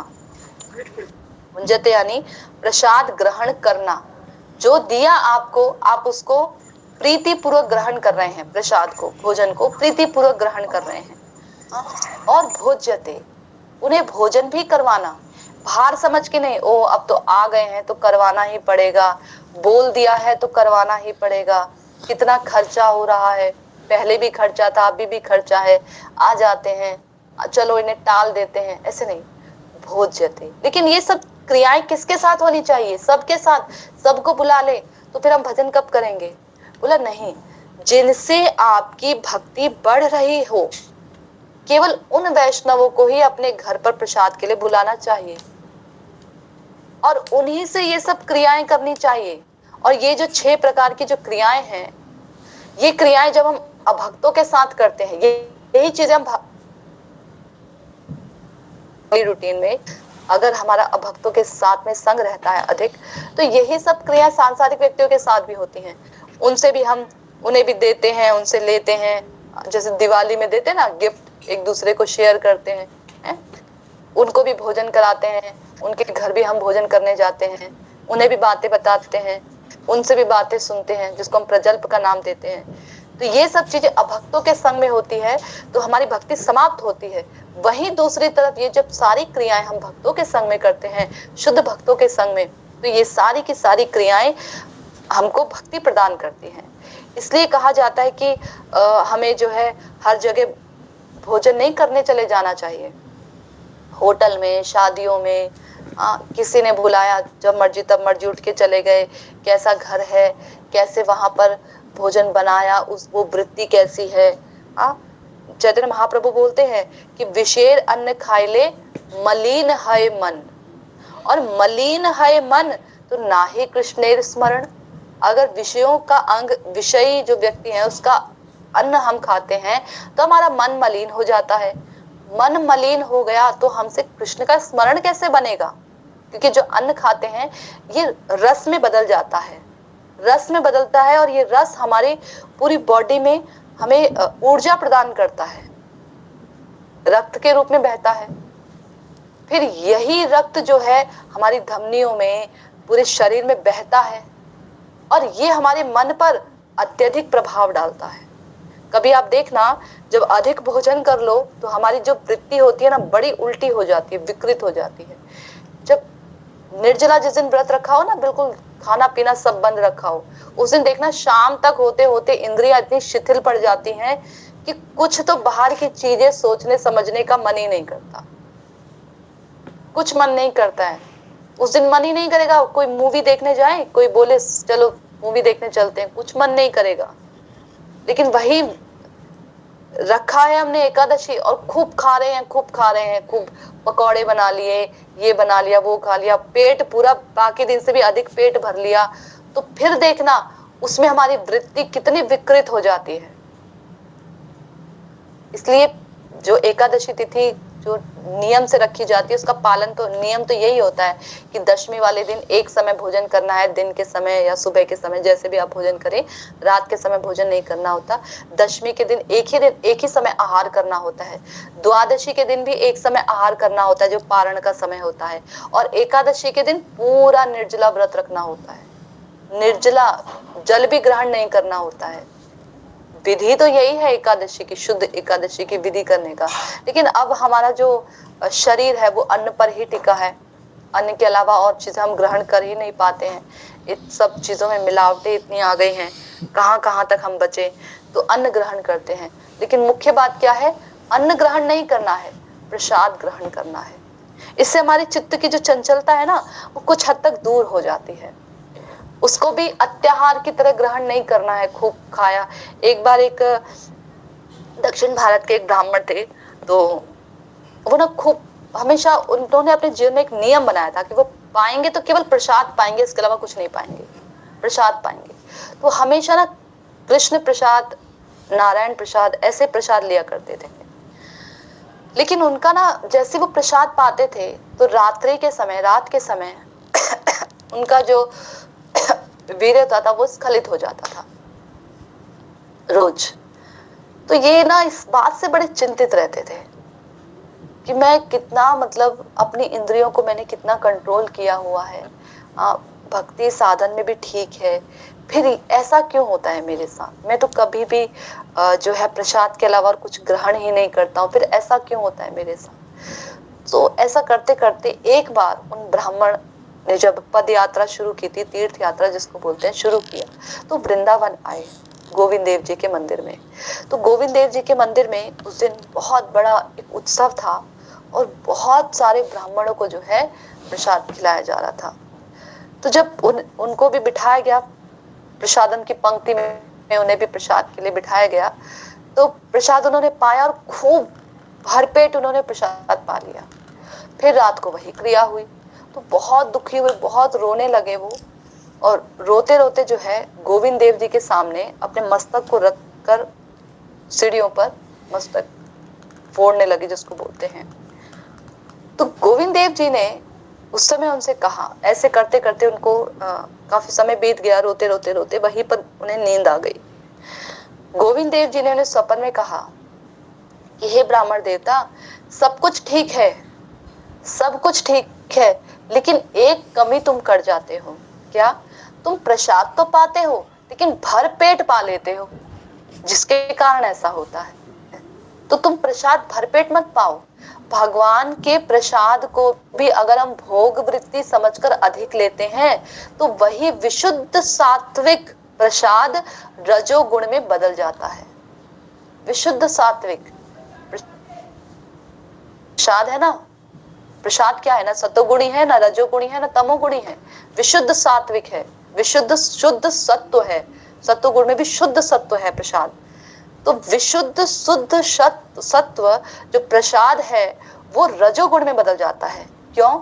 जब भोग प्रवृत्ति से उसे हम पाते हैं। तो हम भी जब मठ में, मंदिरों में, बाहर कहीं पर भी किसी के घर पर जब हम प्रसाद ग्रहण करते हैं, तो यदि हम उस प्रसाद को भोग प्रवृत्ति से खूब खा रहे हैं, अरे बड़े समय के बाद हमें कितना बढ़िया शाही पनीर मिला है, देखने में कितना रंग इसका सुंदर है, इसके साथ में नान है, बढ़िया, खूब लपेट लो, सब खा लो, खूब भर भर के खा लो, तो वो प्रसाद की गिनती में नहीं आएगा, तब वो भोग की गिनती में आएगा, क्योंकि हमारी वृत्ति भोगमय हो गई है उसे पाते समय। तो वो जो उसने क्रिया करनी थी, ठीक है, सूक्ष्म रूप से प्रसादम अपना असर दिखाएगा, जैसे अग्नि अपना असर दिखाती है, जहर अपना असर दिखाता है, लेकिन सूक्ष्म रूप से वो अपना असर दिखाएगा। ठीक है, सुकृतियां एकत्रित हो रही हैं, लेकिन कहीं अपराध भी तो हो रहा है ना, प्रसाद के प्रति भी तो अपराध होता है। प्रसाद कौन है? स्वयं भगवान है। हाँ, तो उनके प्रति अपराध हो रहा है, प्रसादम के प्रति भी अपराध होता है, तो वो अपराध हो रहा है हमसे। हम भोग की दृष्टि से उसको खा रहे हैं, पा नहीं रहे, उसको खा रहे हैं हम। भोग तो लेते हैं ना हम, प्रसाद पाते हैं, उसको ग्रहण करते हैं, उसको स्वीकार करते हैं, हमें दिया जाता है, तो यहाँ पर कमी रह जाती है। तो गोविंद देव जी ने कहा, देखो ब्राह्मण, तुम्हारे ये कमी रह गई है, इस कारण से जो है तुम्हारे साथ ऐसा होता है, तो तुम कम प्रसाद लो, फिर तुम्हारे साथ ऐसा नहीं होगा। तो उसके बाद से जो ब्राह्मण थे ऐसा ही करते थे, उन्हें अपनी भूल मालूम पड़ गई थी। तो ये इस प्रकार से हमें जो है भक्तों के साथ में 6 प्रकार का जो सत्संग है वो करना चाहिए। एक श्लोक और ले लेते हैं, फिर उसके बाद अगली बार सत्र देखेंगे। समय तो हो गया है, 9:15 हो गए हैं, फिर भी एक श्लोक ले लेते हैं। दृष्टे स्वभाव जनितेर वपुश्च दोषेर न प्राकृत तत्वमिह भक्त जनस्य पश्येत गंगाम भसाम न खलु बुद्बुद फेन पंकेत ब्रह्म द्रवत्वम अपगच्छति नीरधर्मे। ये बताया। अगला जो रहस्य निकाला, पहला निकाला कि 6 प्रकार के जो वेग हैं उनको जीतने का प्रयास करना चाहिए। उसके बाद बताया भक्ति के जो प्रतिकूल 6 प्रकार के दोष हैं उनको शांत करने का प्रयास करना चाहिए। फिर बताया कि भक्तों के साथ सत्संग किस प्रकार से होना चाहिए। अब चौथा जो रहस्य निकाला है उस भजन रहस्य की मंजूषा से, वो निकाला कि किस प्रकार से हमें भक्तों का दर्शन करना चाहिए। अब 6 प्रकार का सत्संग तो हम तब करेंगे जब हमें पता हो कि कौन भक्त है कौन अभक्त है, तब हमें पता लगे। तो बोला भक्तों का जो अप्राकृतिक भक्त हैं, जो उन्नत श्रेणी के भक्त हैं, कैसे पता लगेगा ये उन्नत श्रेणी के भक्त हैं, क्या किया जाए ऐसा। उनमें हमें दोष दिख रहे हैं, हम तो देख रहे हैं कि उनमें दोष हैं, तो क्या किया जाए। तो बोला जब हम किसी वैष्णव को, उन्नत स्तर के वैष्णव को देखें, उनमें हमको दिखाई दे कि नीच वर्ण के हैं, नीच वर्ण यानी निकृष्ट वर्ण के हैं। जैसे मान लो कोई मुस्लिम जाति से आ गए लेकिन बहुत अच्छे भक्त हैं, लेकिन जन्म जो ग्रहण किया प्रकृति के गुणों के अनुसार जन्म ग्रहण किया उन्होंने, वो मुस्लिम परिवार में किया या किसी अन्य उसमें किया, जाति में किया। या फिर जैसे अन्य जो जातियां हैं स्वपच खाने वाली हैं, इनमें किया, तो नीच कुल के हैं, नीच वर्ण के हैं। तो ये नहीं देखना चाहिए कि वो किस कुल से आए हैं, किस कुल से। कभी कभी आज से कुछ साल पहले एक किन्हीं से मुलाकात हुई, तो वो व्यक्ति क्या कह रहे थे कि ये गुरु देखने में बड़े सुंदर हैं, तो ये बड़े सुंदर है, इनसे दीक्षा लेनी चाहिए इनका बहुत ज्ञान है, इन्होंने इतना कुछ किया हुआ है, इनसे दीक्षा लेनी चाहिए। तो ऐसे नहीं देखना है, ये नहीं देखना है भक्ति में। बोला ये सब चीजें नहीं देखनी चाहिए कि वह जो व्यक्ति हैं वो नीच वर्ण के हैं, उनका कुल ठीक नहीं है, या फिर हृदय से बहुत कठोर है, कठोर वाणी बोलते हैं। हृदय से कठोर नहीं है, वाणी उनकी कठोर है, वाणी बहुत कठोर वाणी है उनकी, बहुत कर्कश बोलते हैं। हमारे भक्ति वेदांत त्रिविक्रम गोस्वामी महाराज जी हैं, उनके लिए कहा जाता था उनके समक्ष कोई टिकता ही नहीं था, सबको भगा देते थे वो, तो उनके कोई टिक ही नहीं पाता था, इतना गुस्सा करते थे। कठोर स्वभाव की, कठोर वाणी की, उनके समक्ष कोई टिक ही नहीं पाता था, इतना वाणी उनका कठोर था। तो कठोरता नहीं देखनी चाहिए। आलस्य, आलस्य यहाँ पर आध्यात्मिक चीजों के लिए आलस्य नहीं बोला, आध्यात्मिक चीजों के लिए आलस्य तो वो शुद्ध भक्ति की श्रेणी में नहीं आएगा। बोले भौतिक स्तर पर अगर आलस्य देखने को मिलता है, जैसे ठीक से अपने ग्रह का संचालन नहीं कर पाते हैं, ठीक से अन्य कोई भौतिक कार्य है उसमें वो ठीक नहीं है, तो ये सब चीजें अगर उनके अंदर नहीं है तो ये दोष नहीं देखने चाहिए एक वैष्णव के अंदर, ये सब दोष नहीं देखने चाहिए। ये कुछ समय का दोष है उनका, इस जन्म जो उन्होंने ग्रहण किया है प्रकृति के अनुसार, जो उन्हें जन्म मिला है गुण के अनुसार, जो स्वभाव मिला है, केवल इसी जन्म तक सीमित है। उसके बाद तो भगवान जल्दी ही उसे धर्मात्मा बना देंगे। भगवान ने कहा ना जल्दी धर्मात्मा बना देता हूं मैं तो ऐसे दोषों को हमें नहीं देखना है। ये नहीं देखना है, जिस प्रकार उदाहरण दिया इन्होंने कि जिस प्रकार गंगा जल जो कि परम पवित्र है, ब्रह्म जल है ना, ब्रह्म जल, तो जो परम पवित्र जल है उसमें फेन भी लगता है, बुदबुदे से जो होते हैं ना वो भी लगते हैं, काई लगती है उसमें, ये सब लगता है, गंदगी होती है उसमें, कीड़े भी देखने को मिलते हैं कभी कभी, तो ये सब चीजें देखने को मिलती है। तो क्या हम उसको अपवित्र समझकर उसका आचमन नहीं करते हैं? हम क्या उसे अपवित्र समझते हैं? क्या हम आचमन नहीं करते हैं उसका? तो बोला जिस प्रकार गंगा जल में ये सब चीजें देखने को मिलती हैं तो भी हम उसको, तो भी वह परम पवित्र है, आचमन करने योग्य है, स्नान करने योग्य है। इसी प्रकार से जो भक्त है, शुद्ध भक्तों की बात हो रही है, जो उन्नत कोटि के जो वैष्णव हैं, उनमें यदि अगर ऐसे कोई प्राकृतिक रूप से ऐसे कोई अवगुण देखे भी जाते हैं जो देखने में हमको अवगुण लग रहे हैं, तो भी उनको जो है गलत नहीं समझना चाहिए, उनके प्रति किसी प्रकार का अपराध नहीं करना चाहिए। चाहे कभी कभी शारीरिक पीड़ाएं होती हैं, उनको शारीरिक रूप से बहुत अस्वस्थ रहते हैं, जैसे हमारे ये कौन है मायापुर में, जो मायापुर के आचार्य हैं, हिज होलीनेस जय पताका महाराज जी। जय पताका महाराज जी देखो जो है वो शरीर से अस्वस्थ हैं, देखने में अस्वस्थ लगते हैं, तो जब वो हरि कथा कहते हैं तो भगवत कृपा से उनका जो थोड़ा मुख है वो थोड़ा विकृत हो जाता है। तो ये दोष नहीं देखने हैं, ऐसा बताया गया जय पताका महाराज जी के लिए। तो जब जय पताका महाराज जी ने एक बार संकीर्तन किया था मायापुर में, विग्रह अपने पंच तत्वों के सामने संकीर्तन किया था, तो संकीर्तन सुनकर जो विग्रह थे, जो पंच तत्व थे, उनकी आंखों से अश्रु बहने लगे थे, ऐसा बताया जाता है। तो हमें उनके प्राकृतिक जो दोष है, जो हमें दिख रहे हैं, उनको नजरअंदाज करके उनके अंदर कितनी भगवान के प्रति शरणागति है, इसको देखना चाहिए। आजकल के समय में क्या होता है ना, आजकल हम ये देखते हैं अरे ये बहुत बढ़िया कथा कहते हैं, बहुत सारे लोग इन्हें प्रणाम करते हैं, अरे चलो हम भी इन्हें प्रणाम कर देते हैं, हाँ बहुत सारे इनके फॉलोअर्स बहुत हैं, और ये बहुत इनकी मतलब वाहवाही बहुत है इनकी, या इन्होंने जो है गृह त्यागी वस्त्र धारण किया हुआ है, ये सब सोचकर हम उनको सम्मान देते हैं। भक्ति वक्ति नहीं देखते हैं कि उनके अंदर कितनी जो मुख्य जो भक्ति का एक प्राण होता है, शरणागति, वो कितनी है, ये हम नहीं देखते हैं। हम यही सब चीजें देखते हैं, चार लोग इन्हें प्रणाम कर रहे हैं तो चलो पांचवें हम भी क्यों खड़े रहे, हम भी प्रणाम कर देते हैं। ठीक है, प्रणाम करना चाहिए, हरि नाम का आश्रय लिया हुआ है, लेकिन इसका मतलब ये नहीं है कि हम उन लोगों को नीचे कर दें, उन लोगों को कम आंकें, जो लोग जिनकी शरणागति भगवान के प्रति अत्यधिक उन्नत है लेकिन दिखती नहीं है बाहर से देखने में, उनको हम कम आंक दें। या वस्त्र के और हम चले, वस्त्र की और हम ध्यान दें कि कौन सा वस्त्र पहना है इन्होंने, सफेद पहना है कि गेरुआ पहना है, इसके प्रति हमारा समर्पण हो। वस्त्रों के प्रति समर्पण थोड़े ना करना है, वस्त्र जिन्होंने धारण किए हैं उनके हृदय में जो उन्होंने धारण किया है, उन धारण किए हुए भगवान के चरण कमलों में उस व्यक्ति की कितनी शरणागति है, उस शरणागति को देखकर हमें उन्हें प्रणाम करना है। क्यों क्यों ऐसा करना है?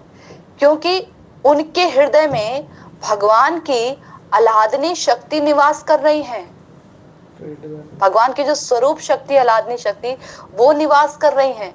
और उस आह्लादनी शक्ति के और उन आह्लादनी शक्ति के जो किरणें हैं, वो किरणें जब हम उन्हें प्रणाम करेंगे या जब हम उनके समक्ष खड़े होंगे तो उनके हृदय से निकली किरणें हमारे हृदय को छुएंगी और हमारे हृदय में भक्ति का संचार करेंगी।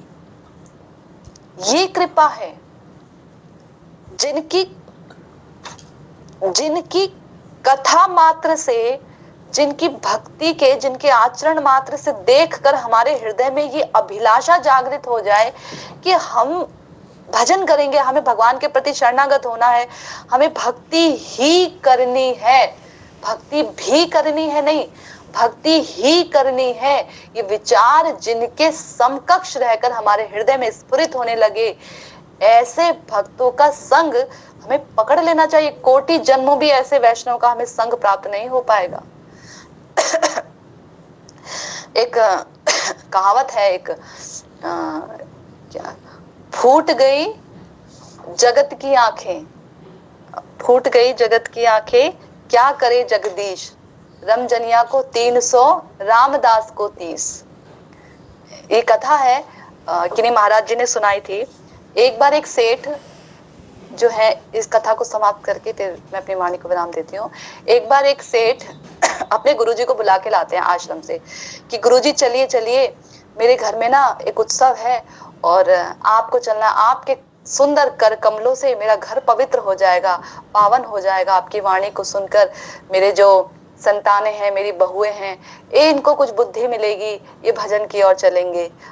तो आप जो है हमारे घर में प्रवेश कीजिए, आप आइए हमारे घर में, हमारे घर में सत्संग है, वो हमारे घर में उत्सव है। तो उनके गुरुजी पहले तो नहीं जाते हैं, फिर तैयार हो जाते हैं कि इतने प्रेम से शिष्य बुला रहे हैं तो चलो चलते हैं। तो बुलाते हैं। उसी उत्सव में उन सेठ ने एक नाचने वाली को भी बुलाया था। अब वो नाचने वाली भी आती है। अब वो जो गुरुजी आए हैं वो तो सुबह से आए हुए हैं, बैठे हैं एक जगह पर, उन्हें एक कमरा दे दिया गया है, वहां बैठ गए हैं। गुरुजी अपने भजन साधन में लगे हैं। उस सेठ बहुत बड़ा उत्सव है, बहुत भारी उत्सव है, तो उसमें बहुत व्यस्त है।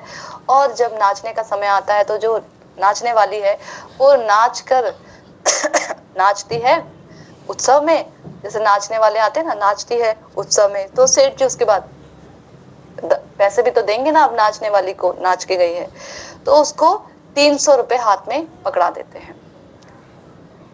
हाँ, गुरु जी के सामने ही 300 रुपए हाथ में पकड़ा देते हैं और वो चली जाती है जो नाचने वाली होती है। अब गुरु जी को जो है गुरु जी के चरणों में बैठते हैं, गुरु जी को देते हैं ना, सेवा देते हैं। तो वो जो सेठ होते हैं वो अपनी जेब से 30 रुपए निकालते हैं, उस 30 रुपए निकाल के गुरु जी के हाथ में दे देते हैं। गुरु जी से बोलते हैं, गुरु जी आप हमारे घर में आए और हमारा घर तो परम पवित्र हो गया, आप अपनी सुंदर वाणी से हमें 2-4 थोड़े उपदेश देकर जाइए ना। तो गुरु जी कहते हैं, नहीं अब मैं चलता हूँ। नहीं, आप आए हैं, देखिए मेरे बहुएं हैं, मेरे बेटे हैं, मेरे नाती पोते हैं, मेरी पत्नी भी बैठी है, तो हम सबको थोड़ा उपदेश दीजिए ना, आप थोड़ा, आप आए हैं।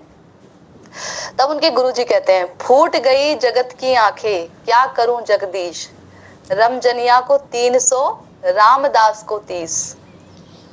कि संसार की आंखें कैसी हो गई है कि जो नाचने वाली है उसको तो 300 दे रहे हैं और जो भक्त है उनके हाथ पे 30 पकड़ा रहे हैं। ये सोच रहे हैं नाचने वाली ने बहुत एंटरटेन किया और कितना बड़ा उसने कार्य किया, इतने सारे लोगों को एंटरटेन किया, ये सोच रहे हैं। और जो भक्त हैं जो सब कुछ प्रदान कर सकते हैं, हाँ, जो सब प्रदान कर सकते हैं, उनको कमतर आंक रहे हैं।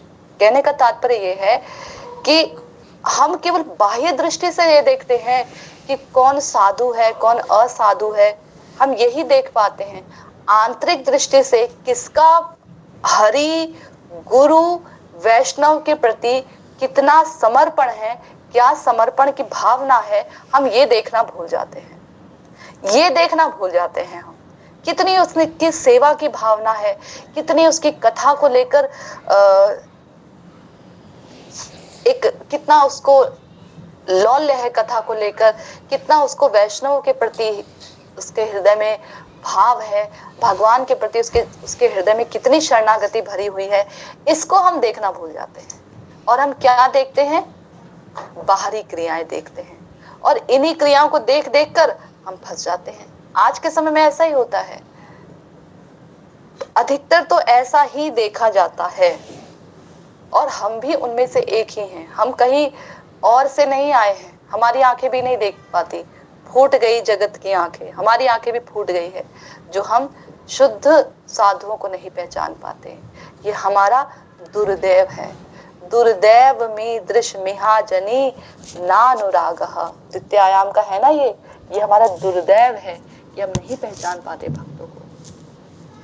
ठीक है, तो इसके आगे के भी कुछ रहस्य हैं जिसे हम अगले सत्र में उजागर करेंगे। द्वितीय आयाम ही बड़ा है, उसके बाद तो जितने भी आयाम हैं वो सभी आयाम छोटे ही हैं, ज्यादा अधिक बड़े नहीं हैं। यदि किसी का कोई प्रश्न है आज के सत्र से संबंधित या अन्य कोई प्रश्न है, संशय है, तो आप अपने प्रश्नों को पूछ सकते हैं। एक प्रश्न आया था एक प्रभु जी का, वो पूछ रहे थे, तब तक अगर आप लोग के कोई प्रश्न है तो आप लोग भेज सकते हैं। वो पूछ रहे थे कि तुलसी देवी जो है और वृंदा देवी हैं उनमें डिफरेंस क्या है, हम तुलसी देवी का विवाह क्यों करते हैं शालिग्राम जी के साथ में, क्यों करते हैं वैष्णव उसमें तुलसी देवी का विवाह क्यों करते हैं शालिग्राम जी के साथ में। तो देखिए, तुलसी देवी ऐश्वर्य भाव में है और वृंदा देवी माधुर्य भाव में है। तो ब्रज में जो है कहीं पर भी तुलसी महारानी का नाम आपको अब सुनने को मिलेगा, लेकिन उस जगत में, ब्रज में तुलसी महारानी का नाम सुनने को नहीं मिलेगा। क्या सुनने को मिलेगा? वृंदा नाम सुनने को मिलेगा। वृंदा देवी, वृंदा महारानी, ये नाम सुनने को मिलेगा आपको। जो राधा कृष्ण की जो निगुण कुंज लीलाएं हैं, उन लीलाओं को संपादित करती हैं वृंदा देवी, तुलसी देवी नहीं करती हैं, वृंदा देवी करती हैं। इसलिए वैष्णव संप्रदाय में वृंदा देवी का विवाह कभी भी शालिग्राम जी के साथ नहीं होता। एक लीला है, मैं उस लीला, दान घाटी की लीला है, पूरा नहीं बताऊंगी। उस लीला में कृष्ण कहते हैं कि देखो मैं वृंदावनेश्वर हूँ। क्यों? क्योंकि मेरी वृंदा से विवाह हुआ है, और वृंदा से विवाह हुआ है तो मैं वृंदावनेश्वर हुआ। पति की संपत्ति, पत्नी की संपत्ति पति की होती है, तो मैं वृंदावनेश्वर हुआ वृंदा देवी से विवाह करने के बाद। तो ललिता सखी तुनक कर कहती हैं, हाँ हमने तो कभी नहीं सुना कि वृंदा देवी से तुम्हारा विवाह हुआ है, कहीं दूर क्यों जाना है, वृंदा देवी तुम्हारे साथ में ही है, चलो हम वृंदा से पूछ लेती हैं कि विवाह हुआ है कि नहीं हुआ। तो जब वृंदा जी से पूछा जाता है तो वृंदा देवी कहती है, इस काले झूठे लंपट से, वो भी मेरा विवाह कभी नहीं, कभी नहीं हुआ मेरा विवाह। ये तो वृंदावन मेरा था, लेकिन मैंने इसे श्रीमती राधा रानी को दे दिया है, वही इस वृंदावन की वृंदावनेश्वरी है। तो सभी जो सखियां ठहाका मार के चल देती है। कहने का तात्पर्य है कि तुलसी देवी जो है वो ऐश्वर्य भाव में है, इसलिए ब्रज में तो ऐश्वर्य भाव कहीं टिकता ही नहीं है। ऐश्वर्य भाव अगर आ भी जाए ना, तो माधुर्य की प्रगाढ़ता इतनी है, इतनी प्रधानता है माधुर्य की, कि ऐश्वर्य भाव छुप जाता है। कृष्ण गोवर्धन पर्वत उठा रहे हैं अपनी बाईं भुजा से, छोटी सी उंगली पर, हाँ, और दिख रहा है कि कृष्ण ने उठा के रखा है।